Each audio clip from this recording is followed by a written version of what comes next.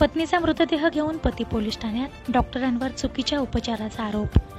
उमरखेड येथील उत्तरवार शासकीय उपजिल्हा रुग्णालयातील डॉक्टर आणि कर्मचाऱ्यांच्या हलगर्जीपणामुळे व चुकीच्या पद्धतीने सिझर शस्त्रक्रिया केल्याने पत्नीचा मृत्यू झाला असा आरोप करीत रविवारी पती हा पत्नीचा मृतदेह घेऊनच पोलीस ठाण्यात पोहोचला।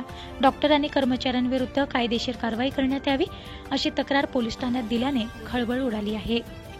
प्रतीक्षा अमोल कुकडे असे मृत विवाहितेचे नाव असून अमोल उत्तमराव कुकडे वय वर्ष 28 राहणार होडी बुद्रुक तालुका पुसद असे फिर्यादी पतीचे नाव आहे। प्रतीक्षा ही बाळंतपणाकरिता माहेरी कुपटी येथे वडिलांच्या घरी आली होती।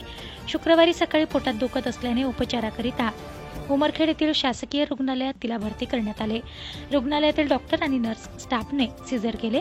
उपचार सुरू असताना अचानक प्रतीक्षाची प्रकृती बिघडली, त्यामुळे डॉक्टरांनी प्रतीक्षाला पुन्हा शस्त्रक्रिया गृहात नेले, परंतु प्रथम सिझर करताना चुकीच्या पद्धतीने टाके मारल्यामुळे रक्तस्राव सुरू झाला।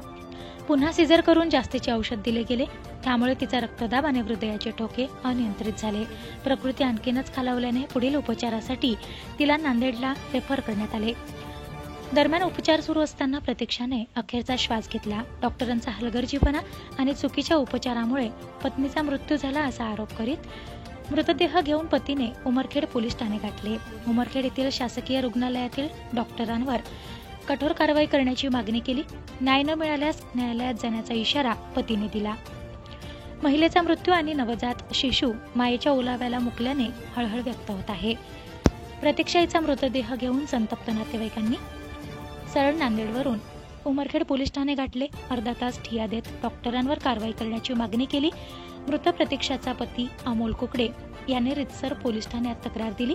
पोलिसांनी दोषी डॉक्टरांवर कारवाई करण्याचे आश्वासन दिल्याने तणाव निवळला। त्यानंतर नातेवाईक मृतदेह घेऊन अंत्यसंस्कारासाठी गावाकडे रवाना झालेत। याबाबत डॉक्टर रमेश मांडन, वैद्यकीय अधीक्षक उपजिल्हा रुग्णालय उमरखेड यांनी प्रतिक्रिया दिली।